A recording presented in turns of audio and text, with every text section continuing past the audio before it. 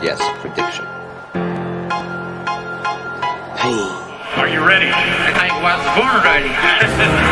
Obviously, you're a little, aggravated by the line of questioning regarding Canelo. I don't want to touch this, dude is so bad. I don't want to touch his name. I'm working on feeling the art of humbleness. Can you be with me? That's the reason why I'm crying, because I'm not that person no more. And I miss him. But sometimes I feel like a bitch. I don't want that person to come out, because when he comes out, hell is coming with him. And it's not funny at all. It must sound cool, like I'm a tough guy. It's just I hate that I'm scared. It would be awesome to, be being a great war. Maybe we would have Mexican. Let's go. Way pop.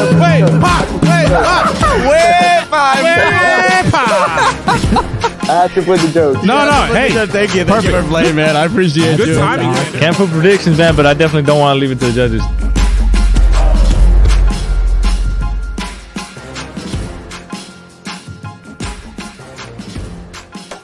Estamos en vivo, damas y caballeros. Como siempre, we are Long Live Boxing EnVivo podcast with Manny Marrero. EnVivo. Shauna Gringo Hicks. Hopper. And the Hopper, always breaking it down like it is, like it should be. Boxing is back, and we're pretty excited that, we got some action live, current events that did happen yesterday. But one of the things when I woke up today, man, I started seeing a lot of different emotions of what happened last night. Were you excited, Sean, about finally having some boxing up and being able to enjoy the sport we love? Hell to the yeah. I mean, to me, to sum it up and how I experienced it, my wife was like, "Are you watching another replay?" I'm like, "No, this is live." She's like, "This is live." So her reaction was my reaction. I know a lot of people are going to break down, dissect, and compartmentalize what worked and what didn't work. But what worked for me is I was watching live boxing. I get to work and break it down with my brothers right now. So I'm excited. So I'm excited. When you're hungry, you just want to eat, right? And then later on, you can decide if it's good or not. And last night I ate. Hopper, a lot of people thought that, we have 5 great cards. 4 of them went out of knockout. And of course, the main event. A lot of people were saying that it wasn't competitive enough. These were just tune-up fights. I'm disappointed at the fact that UFC had this, and that. And now you start the comparison of this. But in your opinion, what are your thoughts about the way Top Rank handled everything under the fact that no fans were allowed, and of course a very selected group? And also we heard a few things in terms of one of the fighters was not able to fight because they came out COVID positive. Yeah, Michaela. Yeah. Yeah, well, I was actually impressed by the way everything was handled through Top Rank. And the thing about the way the UFC did it is that the UFC is kind of sort of a monopoly. So they control all the fighters. And then Top Rank is just one portion of the boxing industry. So obviously they're going to try to keep their boxing fights in-house. And coming off of this long break, it's understandable they want to do some showcase fights to the guys that they're trying to push. Shakur, Stevenson, the heavyweight, Anderson, and so on and so forth. So hopefully the matches get better the second time around, because this was also a learning process for them. How are they going to do this, with the COVID-19 still going around? But I personally, I was just glad boxing was on. So yeah, I was happy to see boxing. I'm glad to see boxing. I can't wait for boxing tomorrow, and we'll touch on that as the show goes. Regardless of the outcome of some of the things that happened, I totally agree with you guys. I'm excited there was boxing yesterday. A day of the week, something to do different. And not to mention, I mean, we were able to see, and at least the casual will start seeing some of these major prospects that are actually coming in. One of the fights that I wanted to see was Robesi Ramirez, as he was taking Jurian Duher. Unfortunately, it was too much Ramirez, starting at the first round immediately with a, amazing left hooks up to the face. I mean, he just got completely destroyed, improving his record 3-1. Now, keep in mind, this is a guy that we talked about this before. He's a 2-time gold medalist. In the 2016, he beat Shakur Stevenson. On what we saw last night, do you feel that he may have that potential to follow Shakur Stevenson's footstep, knowing that, hey, well, why beat him in the Olympics? Well, for me, as far as initial reaction, even with the fight he lost and was upset, you could see the talents there. He had a clear advantage over the person he fought, and he was just in control of the situation. As far as you could see the gap in talent, as far as his like the thing. A lot of people, I look at how they distance themselves, his footwork, and you can see he's just his footwork is elite, and he has exceptional hand speed, and he was able to just kind of dismantle the guy, really relatively easy. I know people are going to point to La Sombra and how it was kind of a mismatch with him and Shakur, but to me, that was the biggest mismatch to me. Not knocking Ramirez, I thought he looked great, but in fairness, the competition gap was so huge. It was hard for me to fairly judge. Right. I'm impressed with his skill set, yeah, but he didn't really get challenged for me to really get excited. Yeah, and it was definitely it's good for him to get his third win, because it was at this point, you definitely don't want to compare him to Shakur. I think Shakur Stevenson is far more, obviously more advanced in his career than Robeisy Ramirez is. But the fact that he lost his first fight, that was shocking in itself. Yeah. The 2-time Olympic gold medalist in his pro debut lost, and I mean, it's not the end of the world. Some of the notable fighters that have lost their first fight, Juan Manuel Marquez, he lost his pro debut. So there's been quite a few noticeable named fighters that lost their first fight and still had a Hall of Fame career. Bernard Hopkins is another one that comes to mind. So the one guy who I kind of really wanted to see was the Jared Real Big Baby Anderson.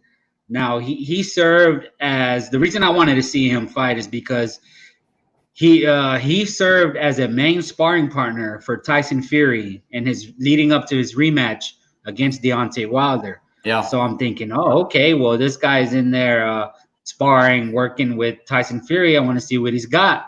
And he withstood an early barrage from his opponent, Johnny Langston, and settled down and took him out.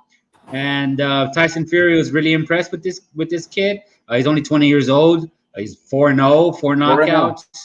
I wanna see what the future holds for Jared, the real big baby. It shots is. fired at Jarrell Miller. Yeah, it is, and it was a really good one. I mean, it's just that Langston was just no match whatsoever for him. On the other end, the heavyweight Guido Vianello, he took down Donald Haysword. Yeah, first round Italian. stop.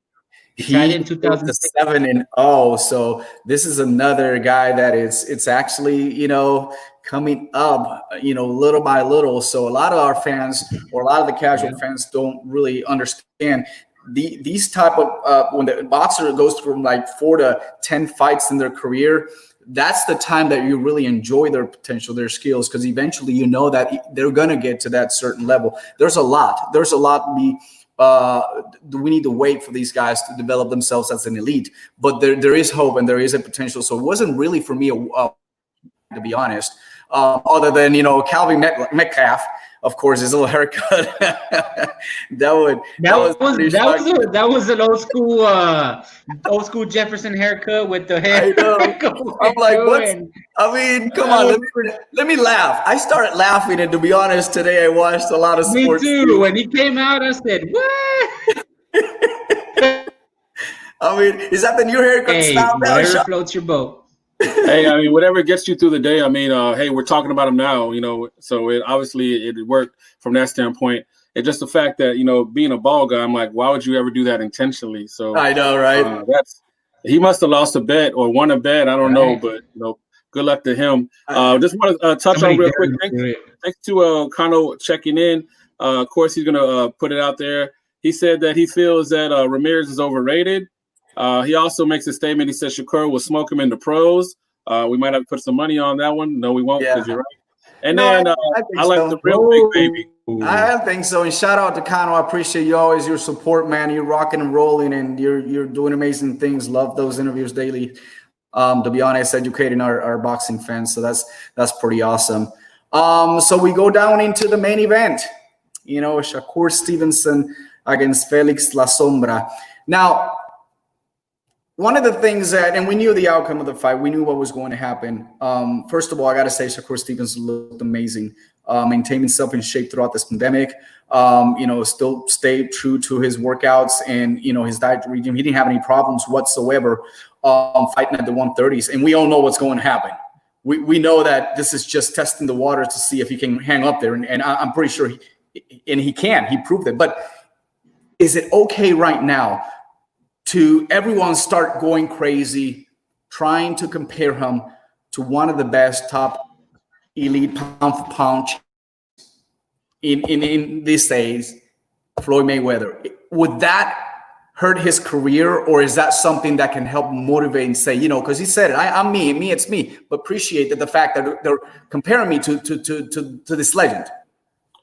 So what I feel, just real quick on that, I think that they're throwing names out there, hoping that because there's no other sports going on, that a casual fan is watching and they want to say a name that people would actually recognize. I think that's part of it. Also, they're vested too, because the network wants these fighters to be successful. They want to have a star to build around, to have more events, to have more viewers, and to really have them, be a draw. So because the fact that the competition one is as competitive as we would have hoped or wanted to, they wanted to let people know that, hey, you're watching something special, and really plant that seed. From my perspective, I'm thinking just from a business standpoint, but clearly, to me, I think that that's kind of a boxing fan thing anyway. I've always, kind of taken issue with that. When you win a bunch of fights, you're undefeated, you're going to Hall of Fame, you're compared to some great all-time great, and if you lose, you're a bum. So we're very emotional from that standpoint. From one extreme to the other. Yeah, bipolar fandom. Yeah, La Sombra. Cano Loco's always, supporting our cause. He says La Sombra was clearly outmatched, but he did try.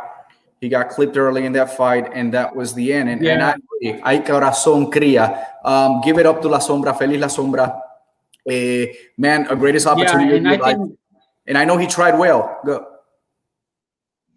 Yeah, I think that the jury's still kind of, Shakur Stevenson, he does have the goods. You can definitely see that on his fights, but I definitely want to see him matched up with somebody better, because he was 100-1 favorite odds wise. Yeah, of course. And that's, that's pretty significant. You kind of already know who's going to win before the fight even starts. But still 6 rounds, though. 6 rounds. 6 rounds. Six do you good think rounds. that Shakur may have taken it easy, or was it really Felix had that, endurance and skill to kind of, because he took a lot of body punches. He knocked it down in the first round with 1 body punch. He thought it was a slip. That's what it was. Yeah, this was Shakur's debut at 130 pounds. Yeah. So. No, I was just going to touch on something that you said that, like, for me, that stood out. A lot of times they're just kind of, trying to fill in, and give the response in the post interview. But, I think that Shakur made a point when he said he felt like he was getting touched more than he expected.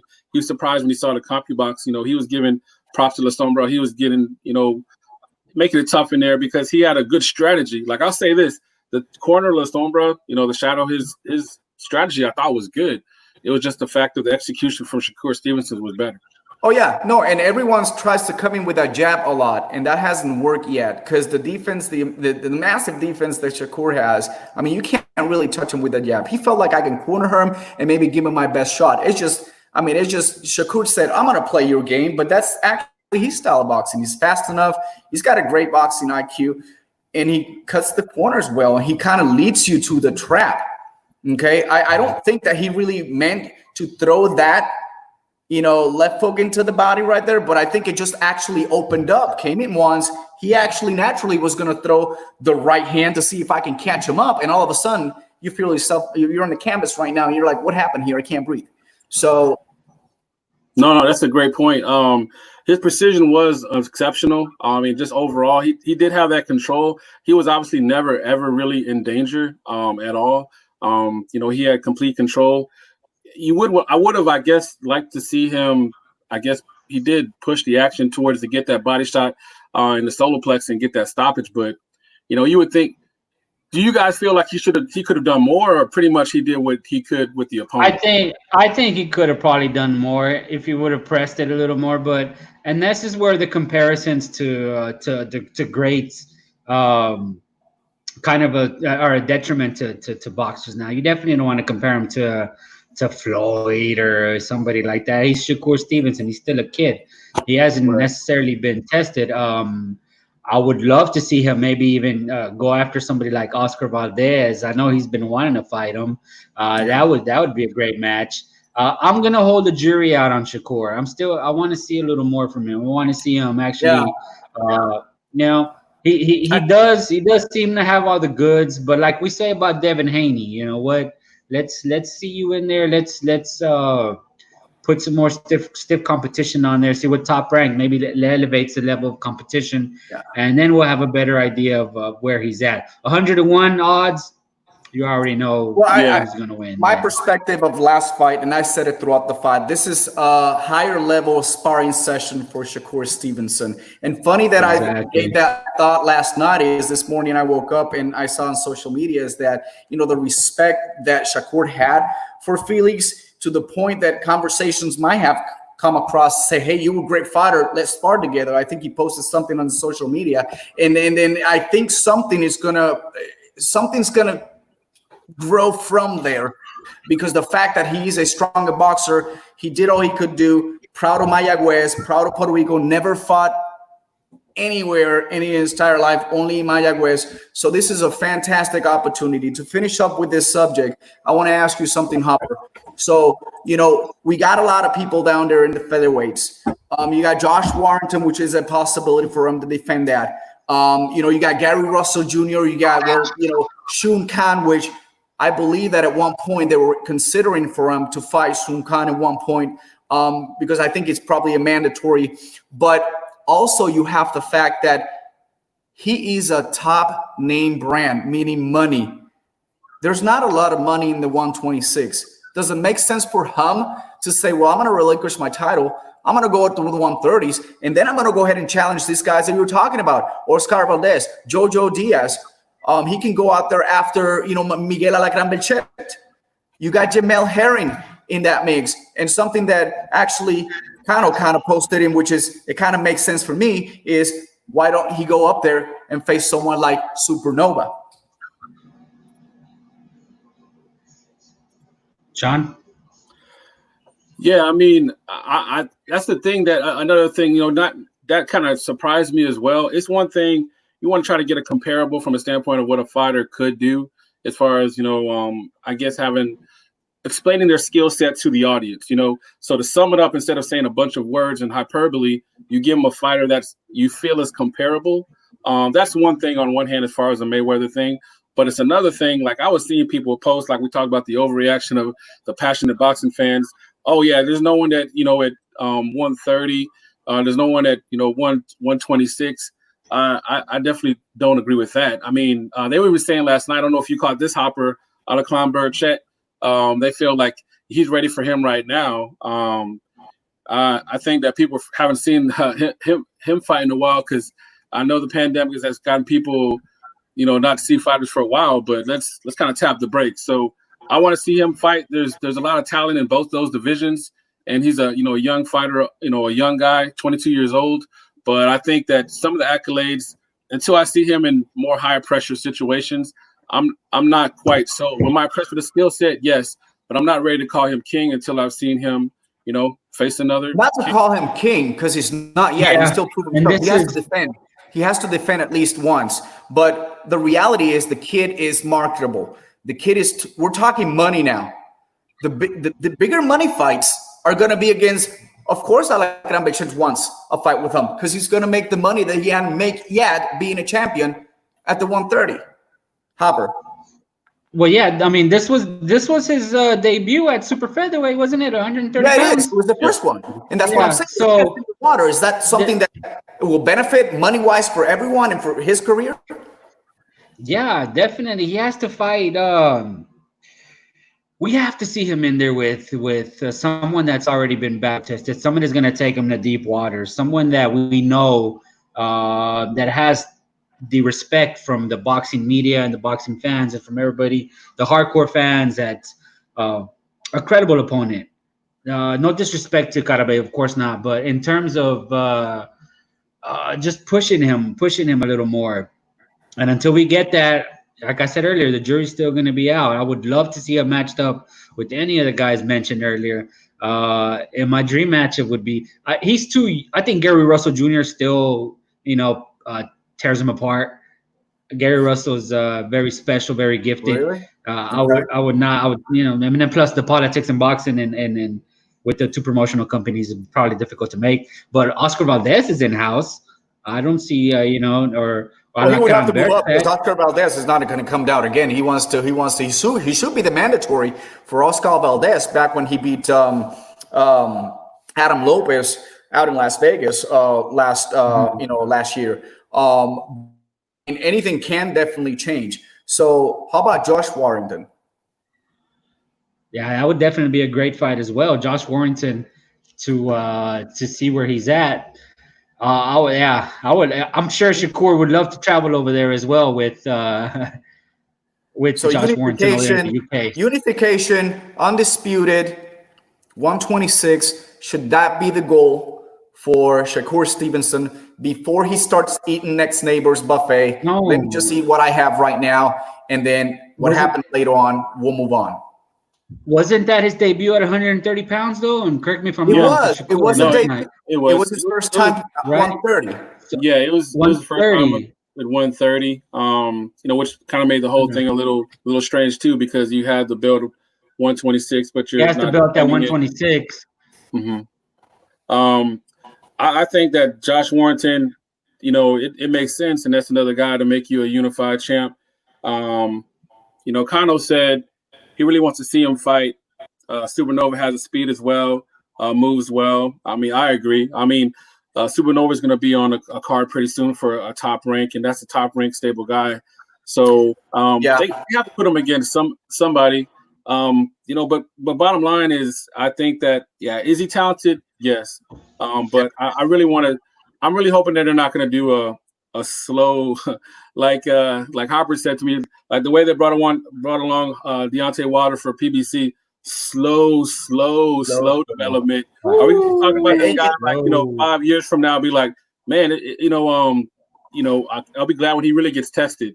I hopefully not, because that'll be unfair for everybody involved, including Shakur. Kind of also said that Josh doesn't want to fight though. Clearly not. Clearly not.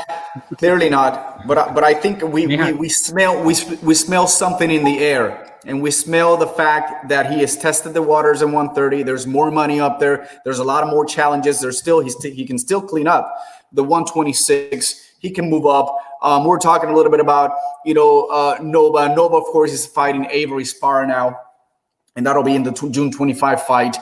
This is a guy that doesn't back out. Clearly, I think that Nova is ready for a title right after the fight, whatever happens. I think it was fighting Con Clary, and out of nowhere, the guy just pulled back on it. So there's no injury reported or anything like that. So it seems like Nova, since we talked about him, he's been having it rough. I mean, no one really wants to fight him.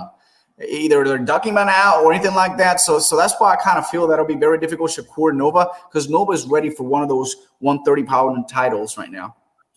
Well, I feel confident. I mean, that's a good point. You can't help if people don't want to fight you, but I think this fight against Sparrow, I think he's going to show up, and I think that the next opponent that he'll have, so I kind of shouting him out himself. I can tell you his next opponent, but I have to save it for my video. Stay tuned, folks. So it's Avery Sparrow. Avery Sparrow, Kano, 25th of June. That's his next opponent. And then supposedly Supernova's been having a difficult time trying to find opponents. I know there was the boxer from Houston who definitely wanted to fight him. That boy Shock. Yeah. And he called out Nova on Twitter, Supernova on Twitter. He called me, supposedly he sent to contract him, and then Supernova turned it down. I'm not sure what's going on there, but Toka Khan, you're talking about Toka Khan? No, Shock, the fighter from Houston. Okay. Yeah, Shock Foster. Interesting. Shakur. You can leave it for your show. We'll definitely tune in on that one. We will definitely tune in on that one. But the great part is we had our very first card yesterday. I had a good time. I enjoyed it. There's potential out there. There's speculations. They're actually creating the hype, the soap opera, to get this kid eventually to a next level. And what a better way to compare him with, one of the greatest ones. And so we don't know what's going to happen next, but we know that, there's something on the horizon, and we got some fights that are coming along, which we're excited about that, but not as excited as our next segment. So appreciate everyone tuning in. Remember, you can look at us on all social medias, anywhere you upload your favorite podcast. We're there. We're going to have exciting news. What's going to happen next week? But right now, bringing history into boxing, into EnVivo podcast. I'm excited to talk about this one. Yeah, well, you guys were surprised that I picked this? Okay, so let's just kind of remind everybody. So this is Manny's show, so I'm pretty sure we're going to start talking about... Hueva. I'm going to talk about Trinidad's, Trinidad's... what happened for breakfast with Vargas. We're going to talk about Cotto's legacy. That's what the shoes that he's wearing. What kind of haircut does Trinidad have right now? No, guys, man, you guys are wrong. I mean, I love Trinidad. I love Cotto. I know those of you that are tuning in, we have a segment bringing back history. And today I'm going to take you way back into the 2000s. I mean, it was the millennial fight. Don't get me wrong. I think this guy amazed me in, I don't know how old you were, Hopper, but in the 1990s, when he won the WBO champion. And then later on, Morales won the WBC Super Welterweight. This is Marco Antonio Barrera and Erik El Terrible Morales. Trilogy. La Trilogía. 3. My goodness, what a show, what an entertainment. Finally 2000, they get to meet each other in the first fight. And although people were also wondering the fact that 2 top big Mexican fights. It was February 19, 2000 at Mandalay Bay. And it was one of those HBO cards. Back in then, HBO was super mega popular. After dark.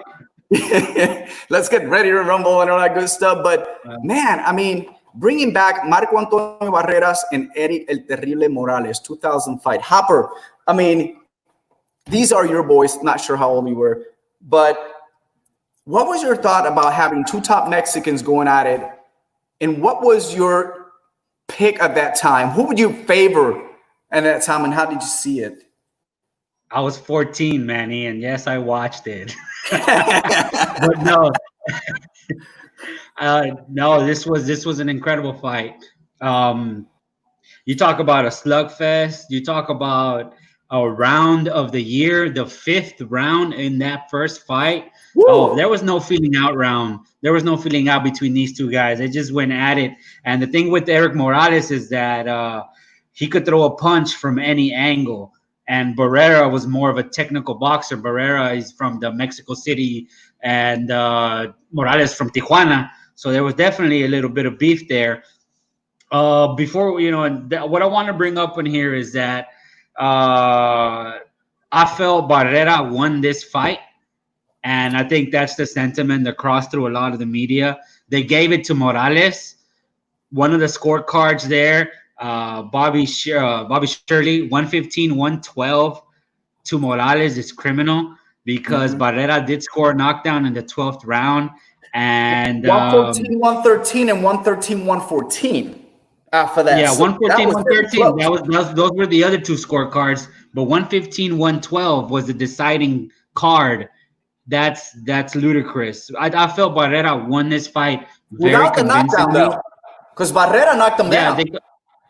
Yeah, exactly. Count with the knockdown in the 12th round. But the 115-112 scorecard was in favor of Morales.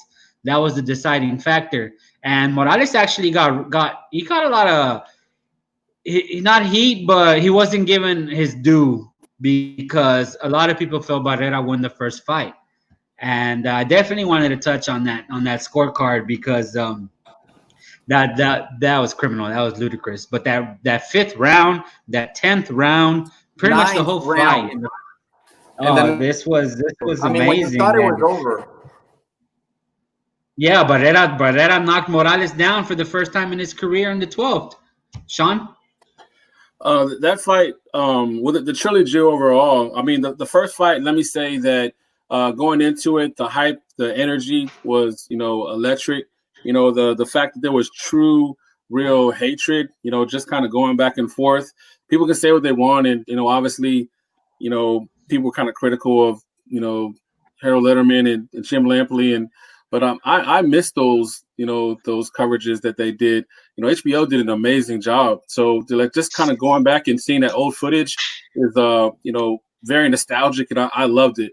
As far as the fight itself, I had Barrera. Yeah, he was more technical. He was the better boxer to me. Morales was just a badass, tough guy, but he could definitely, bang, and he wasn't scared of, backing down. And I liked his attitude, just like F everybody, so it was just truly just a perfect matchup in this amazing entertainment back and forth. Yeah. But yeah, I definitely had Barrera winning that first fight. So it was kind of weird. And I guess that's what makes me who I am. Like, I knew when that decision came out, I was thinking like, oh man, I can't believe it. Oh, there's gonna be a rematch. So, it's like I kind of, as upset as I was, because I'm a Barrera fan. And I have high respect for Morales as well, but I didn't see it as like criminal. I guess I'm thinking in that moment, I saw it as, man, we're about to embark onto another fight, and I had no idea one of the greatest trilogies of all time. It really is one of my favorite ones. I honestly watched everything again last night, and I just couldn't sleep. When you thought it was over, it was, and here comes Barrera, here comes Morales, round about the finish. And I can see now that, even scored it last night again, kind of viewing at it. I think we all got caught up in the momentum hype.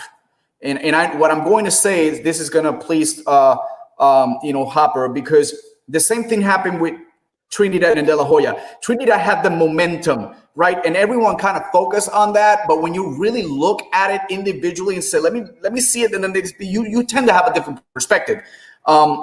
I think I saw Barrera win, but I think Erik did enough. I just have it difficult, like you were saying, the score 112. I mean, I just have it difficult to really digest that. Yeah, the 115, 112 score.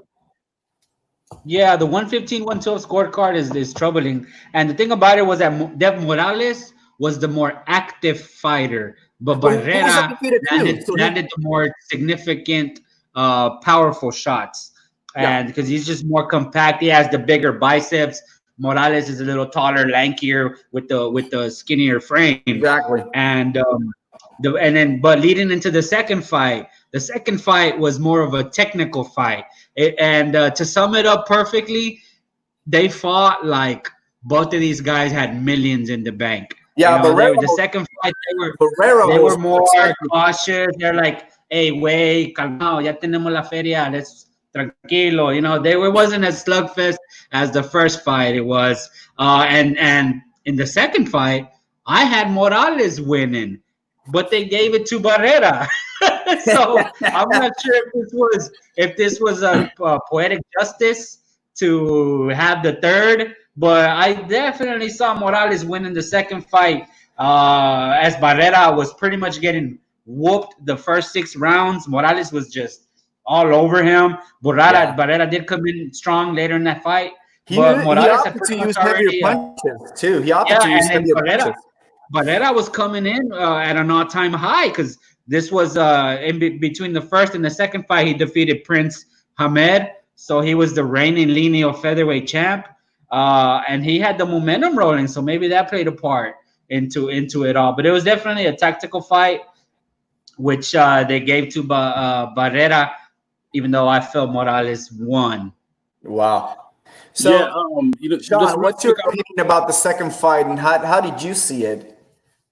Well, yeah, Morales won that fight hands down. Right? Like yes. he did. definitely. In fact, I thought that the way he fought, it actually surprised me because it was more technical. I thought it was going to lean more into the hands in favor of Barrera, but Morales was able to do some quirky things, and his angles are really good, and his combinations. He was really letting his hands go, and his timing was excellent in that second fight.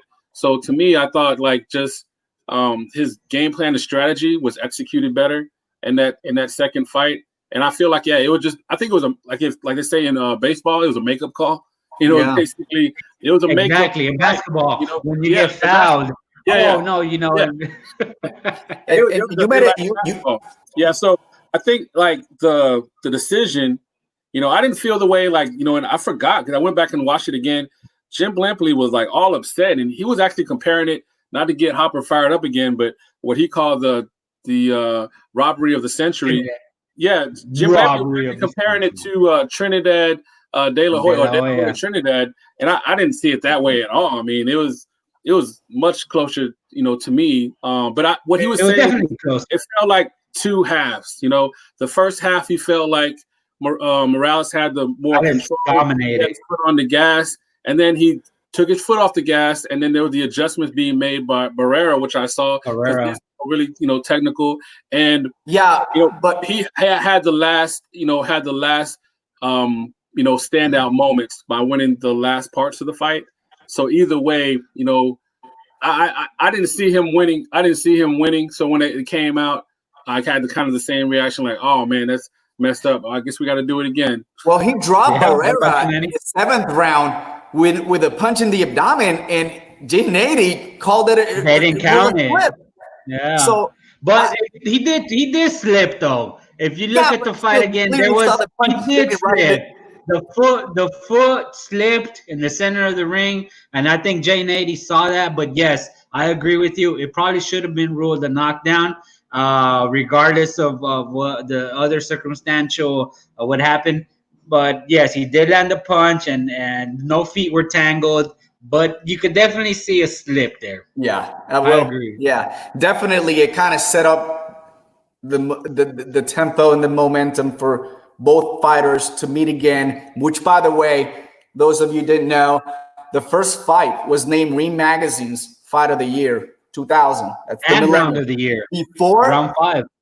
Before being named best fight of all time that same year. Then the second one also was the Fight of the Year. And then we'll go ahead and do it again in 2004. So we had 2000. Before we move on, I want to say this. Before we move on, I want to touch on the after the result, what happened, and the difference between both fighters' class. When the scorecard was announced and Morales was the loser, he took off. And he didn't want no part. He was pissed.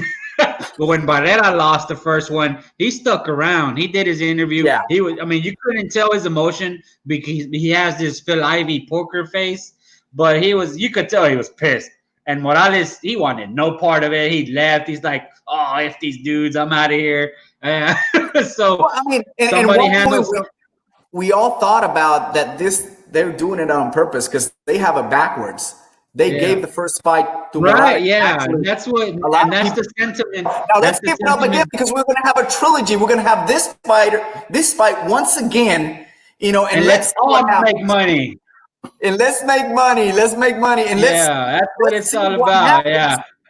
Because also that third bout, that was a very, very, very, very exciting and very close fight. This was at the super featherweight. Now Morales, he had gone to win the WBC title, defeating Jesus Chavez. And then Barrera kind of lost recognition a little bit because he got a pretty good beating by Manny Pacquiao. So he moves up to the featherweight. Back with Paulie Ayala. You came back, Paulie Ayala, but then took place November 27, 2004, like today, MGM Grand. That's when things are going to get squared off.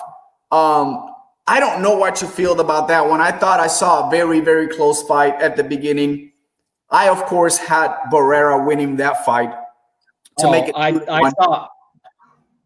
I think that he was the better boxer. I mean, that's my opinion. What are your thoughts about that, Sean?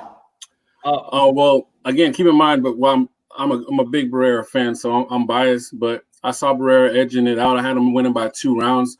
I don't think that it looked like Morales had an answer for that right hand and that left hook. I think that he had really got a good game plan going into it. The combinations, like the things that I felt Morales had the advantage in the second fight, it seemed like Barrera had him figured out. As far as the timing and able to just kind of land that left hook to the body and kind of throwing things off as far as the timing for Morales. And Morales was kind of getting frustrated, and he kept getting him onto the ropes. So I just thought Barrera won to me, and I think it was just basically the execution that was the difference in each fight. To me, because they're both great fighters. Obviously, there's they're motivated as hell. So I thought the execution and the game plans were both strong, but I think the way Barrera executed in the last fight, I think that his boxing ability and his boxing IQ was separated it, and I think that's what got him the victory, in my opinion. I think it was the one that was, even though we said it was close, to me it was the one that was most definitive. If that makes any sense. Like to me, no, and then no, go ahead. I was saying to me it was the most definitive. Go ahead, Hop. No, yeah, this one to me, this one wasn't even close. I had Barrera winning by 4 rounds. He pummeled Morales. If it wasn't for the fact that this fight was at 130 pounds, right? Morales on fight night was 11 pounds heavier than Barrera. If it wasn't for that fact alone that he had more weight on Barrera, Barrera knocks him out through the first 6 rounds, somewhere in that line. He was just heavier. Barrera pummeled him. He broke his nose in the second round. His right eye with Morales' right eye was swelling up already early on. It was an onslaught from Barrera. This one was more resembling of the first fight. They went at it. The hate and the hatred between these two was real. And the reason I say that is because whenever there was a foul or the referee stopped the fight, or when something happened on this one, they refused to touch gloves. They never wanted to touch gloves. The referee would basically have to grab their hands, touch gloves. I remember at one point Morales said, "No, I don't want to touch his gloves." The hatred was real. Yeah. They hated each other. But on this fight, this one was Barrera just beat him down. The fact that Paul Smith had a 114 a draw. Are you disappointed with it? Are you disappointed because it's 115, 113, 115, 114, and then 114, 114. That's too close. Wow, that's ridiculous. I didn't see it that close at all. I saw Barrera just completely dominate him in the first 6 rounds. Morales did bounce back in the towards the later of the fight. But those last 2 rounds, the 11th and the 12th, wow. I could rewatch those all day. I know, man. I was pumped last night. I'll go to the gym. I was saying that's an excellent point. Like those 11th round and 12th rounds are classic. You can just watch those on their own. But Mexican style right there, because he's really good for me, and I guess that's why I'm glad it's good for us. I'm a judge, but he does those classic flurries at the end, and that's why sometimes I do wind up giving him rounds when it's kind of a swing round. But no, I think 2 to 3 rounds easy. I had him winning because there was a couple where I wasn't quite definitive enough. But yeah, I thought it was the clearest definitive win. And he's most aggressive. Yeah. Once his nose once that nose was broken and the blood was coming down. And like I said earlier, if he wasn't for the fact that he came in 11 pounds heavier than Barrera on fight night, Morales would have touched the canvas early on that fight. But if you compare it to where will we rank this in terms of all the boxing trilogies that we've had? You've had Sugar Ray Leonard, Roberto Duran, Manny Pacquiao, Erik Morales, Mickey Ward, Arturo Gatti, Muhammad Ali, Joe Frazier. Another one, Rafa Marquez, Israel Vasquez, even though they fought 4 times. They're right there in the mix with the greatest trilogies of all time. It is. It really is. It's definitely. I'd say for me, in my eyes, it's one of the ones that I enjoy and I'm more excited. Now, the one that I was grabbing up, on the chair and really knowing what the heck is going to happen, Mickey Ward and Arturo Gatti. That for me That the has number to be one. I mean, top a guy two. that can destroy in the ropes, about to go down, starts pulling some punches, coming back from the hole that he's almost down with a broken shoulder, with a broken, wrist. I mean, what more can you want in a fight? Yeah. But still, this trilogy gave us a lot.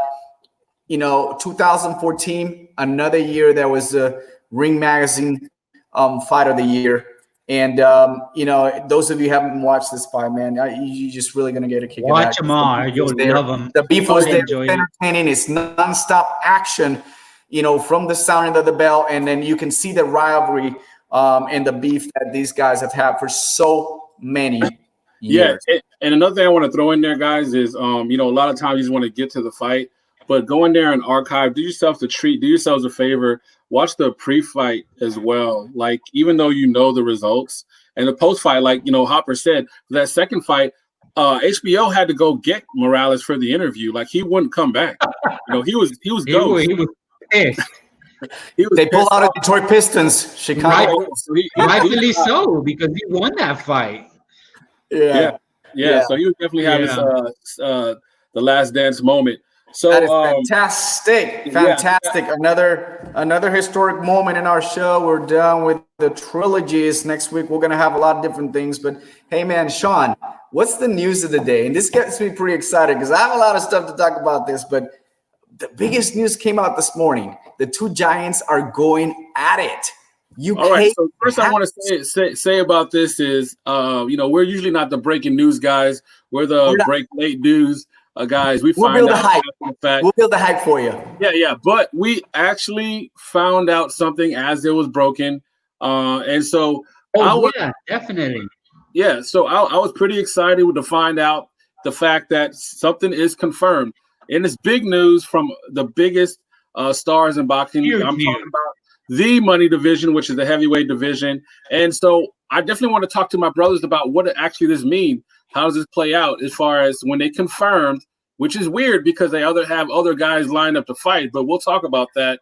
You have Tyson Fury and Anthony Joshua for a British unification, not one, but two fights that have been confirmed with Eddie Hearn and also the team from Tyson Fury, FTK Global. So it's great news, right? We want more fights to be locked in. I think I made a comment to somebody that it's so good to actually have information about a fight that is going to happen, even if it's a year from now or whatever. But it gives you hope and promise that this is something we can look forward to. The problem is there are other fights in the way. So I talked to my brothers Hopper and Manny. Should we be excited about this, or is it no news? Is it just blowing smoke? Manny, what do you think about it? I would, first of all, when I looked at it this morning, I froze. I'm like, okay. So as I'm looking at, saw Tyson Fury in social media talking about it, Eddie Hearn's interview, also talking about it, I was like, but wait a minute. You're guaranteed to make a fight. There's still a lot of stuff that they need to still negotiate in the contract, but it's pretty much almost a done deal. But he still needs to fight Deontay Wilder. So now that I'm thinking this guy needs to fight another fight, we all know what happens when you start anticipating things. You start eating food from someone else's plate, and then you get full. You can't eat your own food. Meaning, what if? And this is what if. And I'm like you, Sean. I'm always trying to, half man, half disappointment. Half man, half disappointment. Deontay Wilder beats Tyson Fury. Is it really worth at that particular time to say, well, we got to have a third fight, Wilder Fury? Or really, I don't care. Let's go to Joshua, knowing that Wilder took business back again. So that's my concern here. I mean, I get the fact that we're locked in. I get that we're going to see the best UK heavyweight in the world, ever. It's never been anything like this. It's great for UK boxing. They've been doing a lot of great things and, bringing boxing back into life. But what if? That's my concern. If he gets beat by Wilder. So your concern is what if? I know that Hopper has some hot cross takes on it. What's your concerns about it? Is it news at all, or did Hopper even get excited about it, or did you just hit delete? it's good that they're counting their chickens before they hatch, I guess. Another way to see it. Another way to say it. There's still so many things that have to happen. He has to. Wilder's contractually obligated. Right. Pulev has to fight AJ. I understand that White is going to step aside, so he's probably getting paid. Boy, on a side note, Dylan White. say it like this. Dylan White, he's going to be he's guaranteed a shot between the winner per Gringo. He told us the news, but poor Dylan White. I mean, did they put lipstick on that dude before they broke the news? He's been getting screwed over for years. Eddie Hearn has just been, oh my goodness, this poor guy. He's just, I'll stop. I don't want to get too detailed into this, but do they put the lube on him or what? He just keeps getting screwed by Eddie Hearn, man. Now he has to wait to 2023. 2023. He's been waiting since like 2018. Is he gonna be alive by then? Is he gonna be fatter by then? I mean, poor Dylan White. He might not even be boxing by then.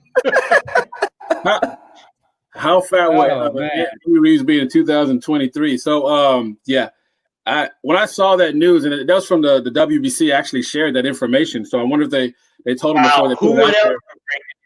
But the WBC, of WBC. course.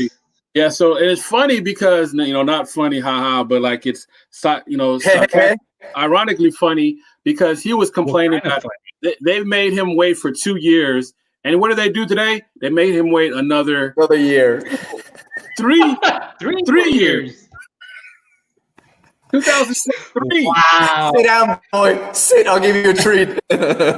So my thing is real quick though is I am excited about it. I looked at the move as leverage, and what confirmed it also too was we're joking about it, the Dillian White lipstick move, as my boy Hopper said, my brother, because it moves the pieces on the chessboard around. And the possibility exists. And yeah, I am half man, half a disappointment, but I do still believe because of some things that are in play. What if they have to pay them off? They've already paid off Dylan White. You think they could pay off? Because here's the thing, even though that, he keeps talking about it. We're talking about Bob Arum, Uncle Bob. Yeah, he keeps talking about Pulev, and that's his man, that's his guy. But who's really his guy is Tyson Fury. That fight with, a mega fight, a British unification, 2-fight deal, way more money, So I'm thinking like way more. And thinking that's what I'm saying. And that's my concern, Sean, because right now it's every boxing fan's dream to hear that the two guys are going to go for the big crown. And that's what we want to see. But the reality is you have these other fights that if they lose to that opponent, whoever that is, if it's Wilder, Dylan White, whomever, their stock's going to come down. The interest is not going to be the same because now you have Deontay Wilder, who I am the king now. I am back. Come and get me. Is it worth watching Anthony Joshua against Fury after Fury maybe loses to Deontay Wilder? If that happens. So you don't want to do that as far as like as your fan. You want to just let the best fighter win. But damn it, let's be honest. We're emotional creatures. I want them to pay him whatever he wants. They want to pay whatever PBC, whatever Al Heyman wants. Pay them and get him out the way because people can say what they want. It's the heavyweight division. He hits like a mule. If he messes this up by knocking out Tyson Fury. Biggest disappointment. That's what I'm saying. You ruined it. You ruined the opportunity. Let it slide itself. Let's fight against Wilder. Let's see what happens there. And then once he wins, I mean, I'm sure Joshua can beat, any Pulev. I'm sure he can beat, any of the other guys, right? And now we make a big showdown. But I think things could get ruined up and things could get spoiled right when we see the light at the end of the tunnel. That's my concern. So yeah, we'll definitely, as things get closer to it, we'll break it down more. But we don't want to forget about Listo. Didn't we? Listo, talking about Listo in recent news. Yeah, Listo, we got some news from him. He's gotten healthy. Praise God. So we're excited about that. So he's able to spar. They actually had some news today that combat with the TRL in Texas, so they'll be able to start announcing events and sparring. So this is a big day for Texas as far as combat sports. And that's MMA as well for our MMA fans and people that follow MMA. So very excited about that. For those that don't know, we're big fans of, obviously boxing, but the young prospects.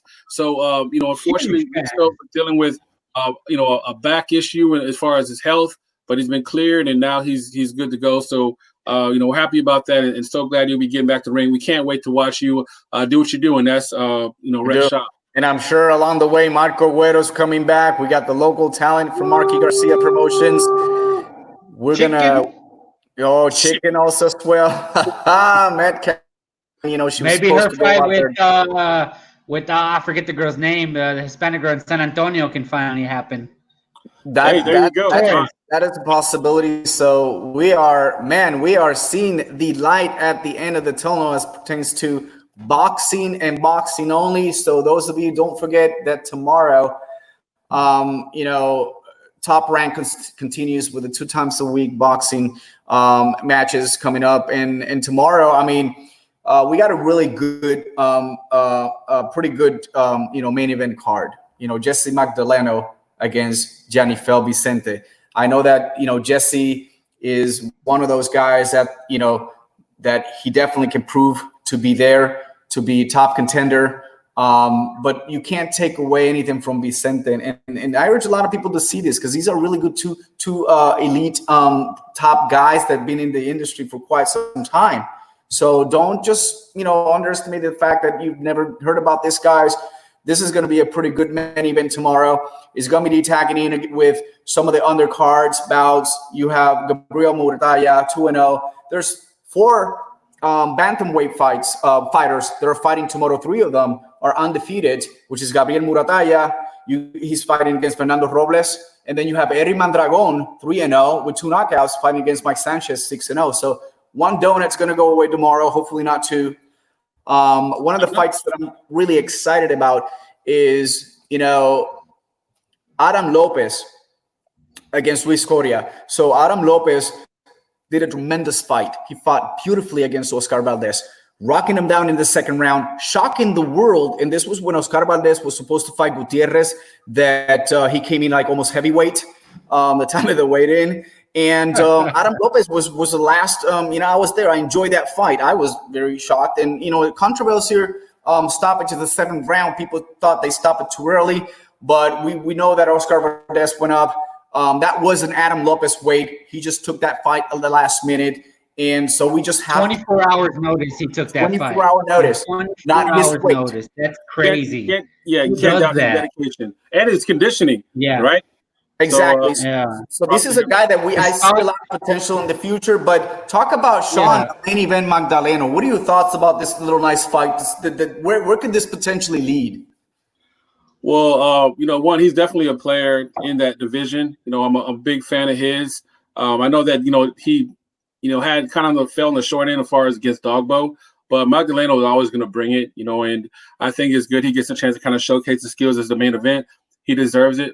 Recently, I know our girl Lily did an interview with him, and, how could you not cheer for this guy? He fights for his son. One thing that he said when he did the interview that really stuck with me is, most guys, machismo or just macho, he's all about, fighting, but he's, thinking about other things as far as the future for his family. It just seemed like a really down-to-earth guy, and, I'm pulling for him. As far as the skill set, I think he has the skills to take to really, go as far as he wants to in that division. And, I'm definitely pulling for him as a fan and, definitely as a spectator as well. So Magdaleno all the way, Team Magdaleno. Team Magdaleno, yeah, Hopper. The thing about Jesse Magdaleno, the thing I like about him, he's the former WBO junior featherweight champ. The way he took out Nonito Donaire, winning that title, impressed me. Even though he did run into a red hot Isaac Dubé, but Magdaleno, he's 27-1, 18 knockouts versus Jennifer Vicente. That's going to be a great fight. The Adam Lopez, like we touched on it, took the fight in 24 hours notice against Oscar Valdez, took it to him. It's probably the opening bell. Erik Mondragon versus Mike Sanchez, 3-0 versus 6-0. We're gonna see who Top Rank wants to probably push forward. I love those 3-0, 6-0 fights, those early fights. Between the early prospects, because those guys, they give it their all. They leave it all on the line. Because they know what this means. So that's true. Could mean a further promotional push. Even there's a lightweight, the lightweight one, Brian Luna, which is another great prospect at the lightweight. He's 5-0 with 2 knockouts. Doesn't seem to have a lot of knockout power, but he'll be fighting up tomorrow. And although he'll be fighting with someone that has got 5-3. Dan Murray, no knockout, seems to have not a whole lot of power, but still a testing path for to see what can Brian Lua can do in the near future on a division that is stacked as it is.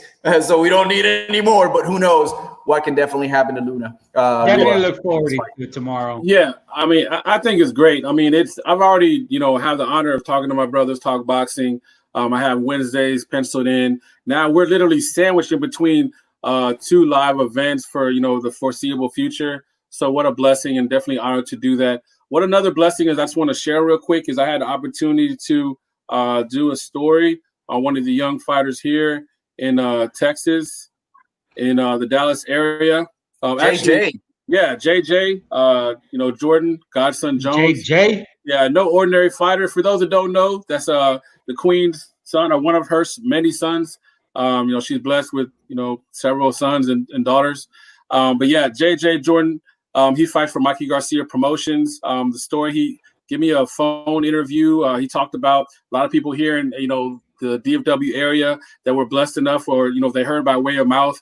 He talked about the, potential rematch with Ben the Hill Grament, at FHG Gym in Fort Worth. So, good stuff there. And he's a very straightforward kid, and, definitely check it out. We're going to put another article out, and we're doing another story on Coach Vincent Reyes. I'll be doing another Fight for Boxing podcast this Saturday, talking to him and just kind of finding out about what he's been doing since the pandemic, getting himself together. He has a nice stable of good amateur fighters, and the top #1 amateur, Nicole Ascasio.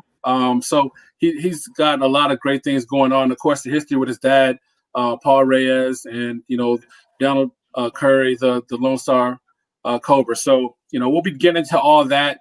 But again, another good show with my brothers. Definitely an honor, as always, to be talking to them. So it was your show today. What about Pacquiao? So, how do you want to end it out? Well, I mean, first of all, not necessarily would have to bring Puerto Ricans. I think we got to share the love in boxing. I am a boxing fan. I was born a boxing fan. I just couldn't be a boxer. We all know the story. But the reality is first of all, is that things are coming back. Just be patient, guys.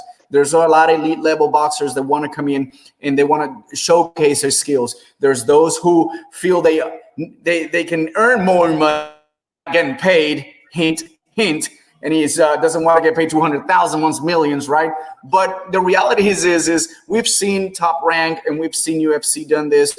Unfortunately, a couple of cases of COVID-19. I think we're going to learn from this. I just hope that those incidents that happen, it doesn't really paralyze what this moment starting again.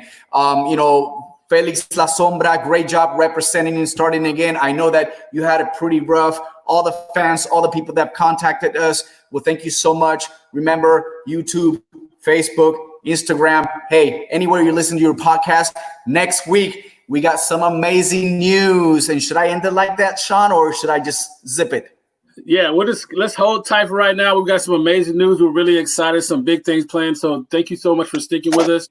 Special shout out to my man, Stan 8. He's always grinding hard and showing his love and support. As always, Kano Local Sports, El Kano, showing his love and support as always. Check out him for all the latest news on boxing. He's putting a lot of good live content out there. Much love and support to Coach Christine Lopez, the Queen. She's doing her thing for Texas Select Boxing Club.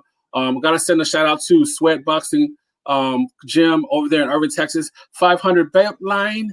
Irvin Tejas doing their thing. So Thursday night, I believe that's tomorrow. Yeah, you do want to make time. Maybe you want to DVR the fights, but go to their workout, their Thursday night blackout for those that want to get into boot camp and get in shape. There's a 24-hour gym doing big things there. But yeah, just like always, and then shout out to our man Brandon. He's usually on giving us love and support to him and his podcast for those that are in the Northeast area that want to talk about how much the Yankees aren't playing right now. So Algarete, Caro Loco Sports, always. Thank you for your support. Find Vanessa Guillen. EnVivo. Yes, find her. Hey.